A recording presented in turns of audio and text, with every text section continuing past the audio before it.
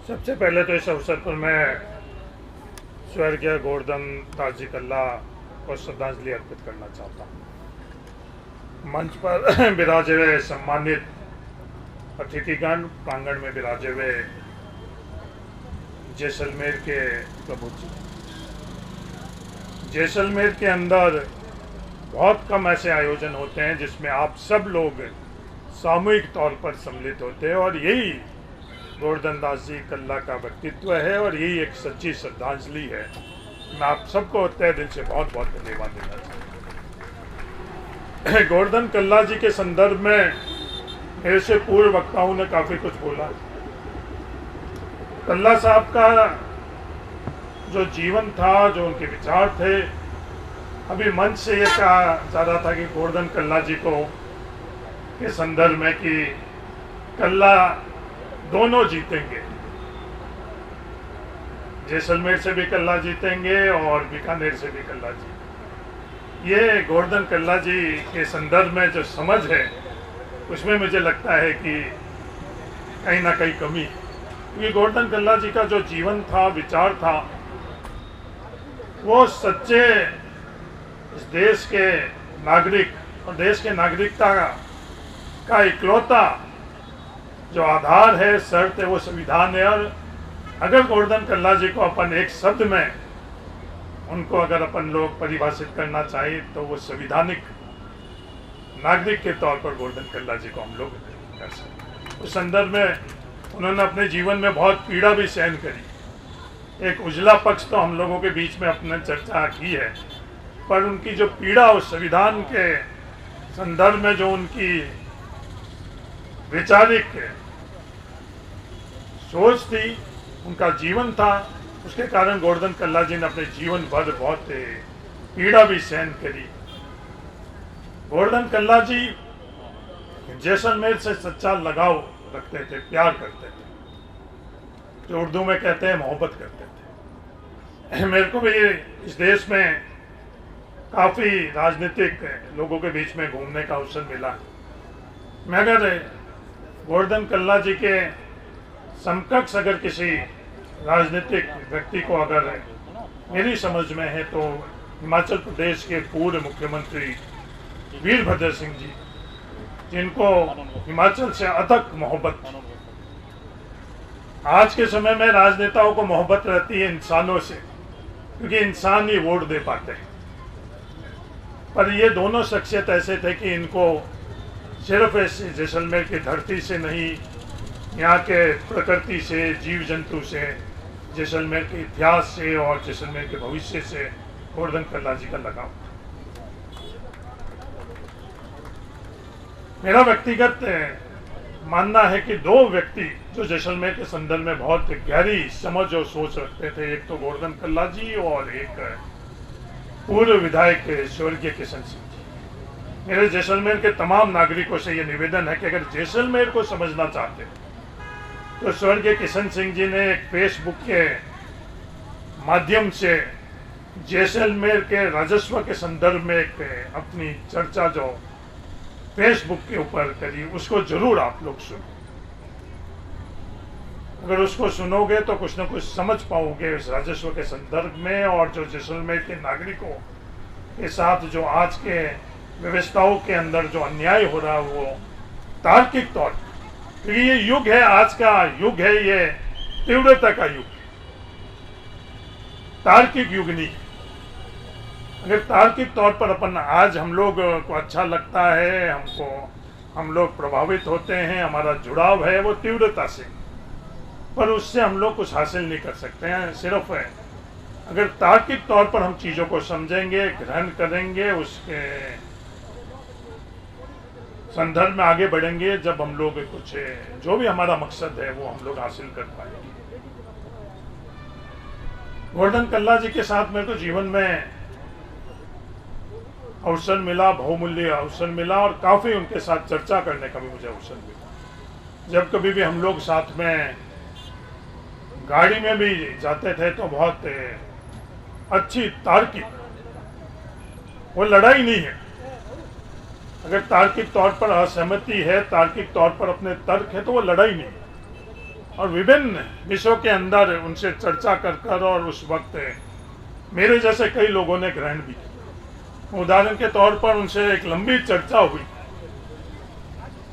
जो आज भी इस देश के सामने सबसे बड़ा सवाल है कि आज हम देश के अंदर, जो गोवर्धन कल्ला जी से मेरी चर्चा हुई, वो लोकतंत्र।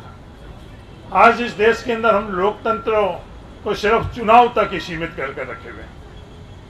लोकतंत्र की जो परिभाषा है वो चुनाव है, चुनाव से लोकतंत्र शुरू होता है और चुनाव से ही लोकतंत्र की इति होती है। और गोवर्धन कल्ला जी से चर्चा हुई, उस वक्त काफी उनका अनुभव, उनकी जो समझ कि लोकतंत्र के अंदर पहला जो सीढ़ी है वो चुनाव है। लोकतंत्र बहुत विराट है, लोकतंत्र बहुत गहरा है, लोकतंत्र को हम लोगों को समझना चाहिए। संविधान को अगर हम लोग समझेंगे, अनुसरण करेंगे तो लोकतंत्र को हम लोग समझ पाएंगे। इस तीव्रता के कारण राजनीतिक, सामाजिक हम लोगों की विचारधारा भी रहती है। गोवर्धन कल्ला जी ने ईमानदारी से जीवन भर जिस विचारधारा से वो सहमत थे उसका अनुसरण किया और उस जीवन भर उस विचारधारा को सार्वजनिक तौर के ऊपर समाज के अंदर ईमानदारी से वो उसको दिखाया। कभी भी उससे वो विचलित नहीं हो।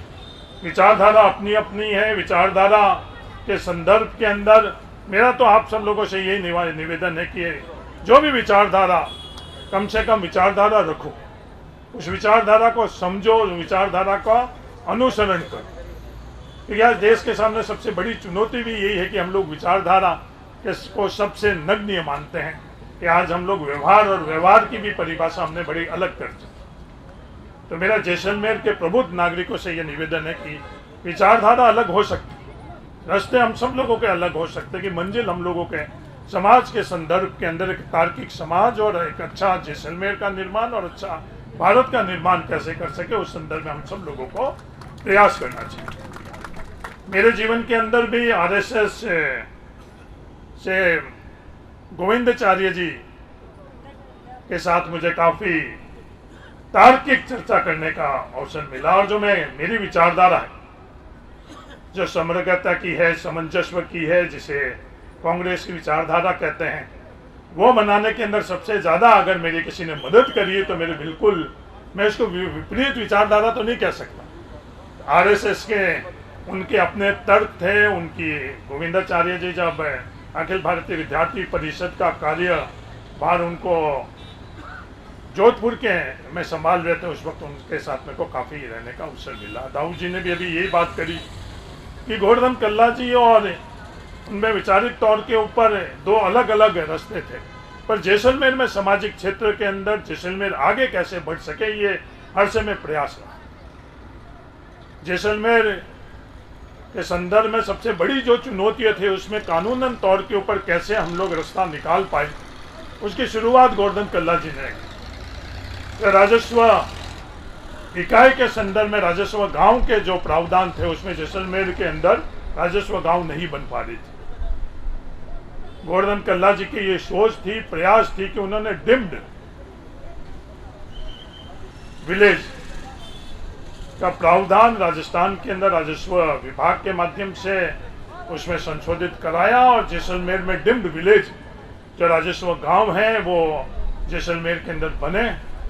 और जैसलमेर के अंदर उस राजस्व गांव बनने से विकास के संदर्भ में काफ़ी शुरुआत हुई कि बड़ी दूरगामी। इंदिरा गांधी नहर के संदर्भ में भी उनका कार्य बहुत बेहतरीन उनकी समझ थी। जैसलमेर का समग्र विकास कैसे हो सके उसके संदर्भ में उनकी एक रोड मैप था उनके जहन के अंदर, और सबसे वो साझा भी करते थे। मूलाराम जी प्रधान और हम लोग एक दिन ऊपर वाले कमरे में बैठे थे। उन्होंने पूरे के पूरे जो उनके खुद के पास प्रस्तावली थे, कागज थे, हमारे को साझा करा कि उनके जहन के अंदर जैसलमेर के संदर्भ में क्या रोड मैप है। क्योंकि जैसलमेर में बहुत चुनौती है। तो मैं किशन सिंह जी की मैं चर्चा कर रहा हूं कि जैसलमेर के अंदर हम लोगों को जो पूरे राजस्थान के अंदर जो खातेदारी के अधिकार टीनसी एक्ट के माध्यम से जो खातेदार थे उनको जो अधिकार मिले, उस समय ऐसी परिस्थिति थी कि जैसलमेर के नागरिकों ने वो खातेदारी के अधिकार के तहत खातेदारी नहीं ली, वो एक अलग चर्चा का विषय है। उसके कारण आज पीढ़ियों से जो जैसलमेर के नागरिक अपने खेती करते तो जमीन पर, वो जमीन का मालिकाना हक उन लोगों को नहीं मिल पाया। उस संदर्भ के अंदर गोवर्धन कल्ला जी ने प्रयास भी किया, वो अलॉटमेंट के माध्यम से प्रयास किए, पर राजस्व के संदर्भ के अंदर जो नियम है, कानून है, उसके अंदर बदलाव हम लोग नहीं करवा सके। उसके कारण जो जैसलमेर के अंदर काफ़ी पीढ़ियों से जो ये उनका हक और अधिकार, उस परिस्थिति में जो टेनेंसी एक्ट को लागू हुआ था, उसके संदर्भ में हम लोग नहीं करवा पा रहे। डीएनपी के संदर्भ में भी जो डीएनपी इलाके के अंदर विकास कार्य नहीं हो पा रहे थे, जब मैं सांसद बना तो सबसे ज़्यादा अगर किसी ने सहयोग किया, तार्किक तौर पर सहयोग किया, वो गोवर्धन कल्ला जी ने कि डीएनपी के अंदर विकास कार्य के ऊपर एकदम रोक लगी हुई थी। डीएनपी के अंदर 5 सदस्यों की कमेटी आई और डेवलपमेंट प्लान, जिसके भविष्य के अंदर विकास का कार्य चाहे सड़क के माध्यम से, पेयजल के माध्यम से और शिक्षा और स्वास्थ्य के माध्यम से हम डीएनपी में कैसे करवा पाए, उस संदर्भ में भी उस वक्त गोवर्धन कल्ला जी का सबसे बड़ा मार्गदर्शन रहा। और वो शुरुआत का अगर, क्योंकि आज के युग में सबसे बड़ा तो अब ये एक नई संस्कृति पैदा हो गई, श्रेक, और वही अगर जैसलमेर के लिए सबसे घातक कुछ है तो ये संस्कृति है। तो मैं आज गोवर्धन कल्ला जी को याद करना चाहता हूं कि जो डीएनपी के संदर्भ में जो उनकी सोच थी, उसके कारण जो काम डेवलपमेंट प्लान की जो व्यवस्था है, उस व्यवस्था के तहत कार्य आगे बढ़ा। कई और क्षेत्र के अंदर, चाहे पेयजल के क्षेत्र के अंदर हो, सामाजिक तौर के ऊपर हो, गोवर्धन कल्ला जी का योगदान रहा। तो मैं आज जैसलमेर के नागरिकों से ये निवेदन करना चाहता हूँ कि हम लोग गोवर्धन कल्ला जी को सच्ची श्रद्धांजलि दें, अपने अपनी जो भी अपनी समझ है, विचारधारा है, उसको अनुसरण करें। जो पिछले कुछ दिनों से जो सर्वदलीय व्यवस्था जैसलमेर के अंदर चुनावों में हो रही है, वो सिर्फ चुनाव तक ही हम लोग सीमित नहीं करें, वो व्यवहार के अंदर भी हम लोग लागू करें। ये एक इस व्यवस्था को मैं, क्योंकि वैचारिक तौर के ऊपर हम लोगों की जो अलग विचारधारा रहती है, पर चुनावों में हम किसी लक्ष्य प्राप्ति के लिए वो विचारधारा को परे रखकर और उस तत्कालीन लक्ष्य को प्राप्त करने के लिए जब हम कर सकते हैं, तो जैसलमेर के संदर्भ में हम लोग क्यों नहीं करें? ये प्रश्न मेरा आप सब जैसलमेर के लोगों के सामने है। तो मैं बधाई देना चाहता हूँ यहाँ के स्थानीय विधायक महोदय को, यहाँ के प्रमुख साहब को और भविष्य के तमाम जनप्रतिनिधियों के कि जो जिस सोच के अंतर्गत आप लोग निर्वाचित हुए, वो सोच हर क्षेत्र के अंदर जैसलमेर के अंदर लागू हो कि सर्वदलीय हम लोग आपस के अंदर कोई भी कार्य करें, उसके अंदर हम लोग सब मिलकर वो कार्य करें और गोवर्धन कल्ला जी के जो दिखाए हुए मार्ग है, उनके सिद्धांत है, उनका हम अनुसरण करें। और मैं तहे दिल से, ये हम लोगों की भ्रांति है कि चेयरमैन साहब उनके परिवार के, मैं बड़ी कड़वी बात कह रहा हूँ, क्योंकि हमारे देश के अंदर हम लोगों को हक और अधिकार सिर्फ पैदा होने से मिल रहे हैं, तो ये उनके परिवार के नहीं। मैं भी उनको अपने परिवार के तौर पर देखता हूँ। यहाँ आए हुए तमाम लोग गोवर्धन कल्ला जी को परिवार के तौर पर देखते हैं, जिन्होंने भी इस मंच से उनके सीमित किया है परिवार के तौर के ऊपर। हाँ, वो तकलीफ और दर्द उनके परिवार ने जरूर सहन करी उनके जीवन भर के अंदर, क्योंकि सोच और उनके व्यवहार के अंदर उन्होंने परिवार को प्राथमिकता नहीं दी। क्योंकि आज के समय में हम लोग परिवार और परिवार को भी परिभाषित करने में सिर्फ मैं, मेरी पत्नी और मेरे बच्चे, वो परिवार भी सनातनी परिवार था, वो परिवार भी नहीं रहा। वो तकलीफ इस परिवार ने जरूर उठाई, गोवर्धन कल्ला जी का जो व्यवहार था, सोच है, उसके कारण।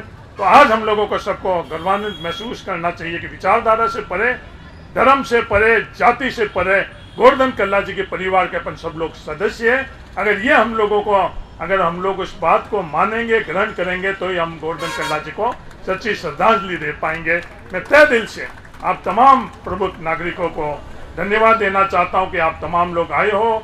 बीडी कल्ला जी को भी मैं धन्यवाद देना चाहता हूं, कर्नल सोनाराम जी को भी धन्यवाद देना चाहता हूं, एमएलए साहब को भी धन्यवाद देना चाहता हूं, सांग जी आपको भी धन्यवाद देना चाहता हूं। आप तमाम लोग, आप लोग यहाँ आए हो, मुल्ताना राम जी और उनके संदर्भ में भी मुझे थोड़ी बहुत जानकारी है कि उनके भी आपस में कैसे विचार में सहमति व्यवहार में उनके संबंध थे।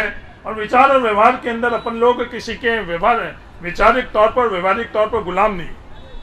वो जो तार्किक इंसान और तार्किक समाज और तार्किक भारत का निर्माण के अंदर यही है कि संपूर्ण तौर पर हम लोग किसी के भी हम लोग पूर्णतया हम लोग समर्पण और पूर्णतः हम लोगों को गुलामी नहीं करनी चाहिए। ये स्वतंत्र भारत है, यही सनातन है और यही हम लोगों का संविधान हमें अधिकार देता है। यही गोवर्धन कल्ला जी का संदेश है। मेरा निवेदन है कि आप सब लोग इसको समझो। आप तमाम लोगों को तहे दिल से धन्यवाद, बोर्ड को भी धन्यवाद। मैं अध्यक्ष को धन्यवाद नहीं दे रहा हूँ, बोर्ड को धन्यवाद दे रहा हूँ, क्योंकि जो इस देश के अंदर लोकतंत्र के अंदर सबसे बड़ा सवाल ये है कि देश के अंदर जो लोकतांत्रिक व्यवस्था है वो आज खत्म हो चुकी है। आज इस देश के अंदर व्यक्ति एक पद के इर्द गिर्द पूरी व्यवस्था हो चुकी है। आज सरकार रह गई है सिर्फ मुख्यमंत्री। तो मैं मेरे इस कार्यकाल और पहले के कार्यकाल की बात नहीं कर रहा हूँ। सरकार क्या होती थी, बी.डी. कल्ला जी, वो कैबिनेट होती थी। अब वो कैबिनेट तो लगभग खत्म हो गई और हम लोग महिमा मंडल करते हैं सिर्फ उस व्यक्ति का। वो जो बिजनेस रूल के अंदर पूरे देश के अंदर हमने संशोधन कर लिया और वो उस कैबिनेट के अधिकार को हम लोग ने समाप्त कर लिया। और फिर हम लोग चाहते हैं कि संविधान, लोकतंत्र, चुनाव सब बेहतरीन हो। तो उस संदर्भ में भी गोवर्धन कल्ला जी के जो विचार थे, तो मेरा निवेदन है कि अपन सब लोगों को वो विचार को थोड़ा बहुत उसकी चर्चा करनी चाहिए। अगर हम लोग चर्चा नहीं करेंगे तो फिर सिर्फ ये मूर्ति लगाकर और हम लोग इति कर लें, वो सच्ची श्रद्धांजलि नहीं होगी। जो मैंने ये अंत के अंदर बात करी, तो इस संदर्भ में मेरा निवेदन है कि अपन सब लोगों को समझना चाहिए, उसको ग्रहण करना चाहिए। वही लोकतंत्र है। तो आज के समय में देश के अंदर जो चल रहा है कि मत देकर और जनप्रतिनिधि को चुनना, जनप्रतिनिधि व्यक्ति को एक पद पर, चाहे वो चेयरमैन हो, चाहे मुख्यमंत्री हो, चाहे प्रधानमंत्री हो, वो केंद्रित जो व्यवस्था है वो सच्चा संविधान नहीं है और वो सच्ची लोकतंत्र नहीं है। वो सच्चा मार्ग और लक्ष्य गोवर्धन कल्ला जी और संविधान का नहीं था। तो अगर हम श्रद्धांजलि देना चाहते हैं तो कम से कम 5-10 मिनट इस संदर्भ में भी आप सब लोग सोचना। धन्यवाद। जय हिंद। राम राम। तो दोस्तों, अभी आप देख रहे थे वॉइस ऑफ जैसलमेर। ऐसी और भी वीडियोस देखने के लिए आप सब्सक्राइब कीजिए हमारे चैनल वॉइस ऑफ जैसलमेर।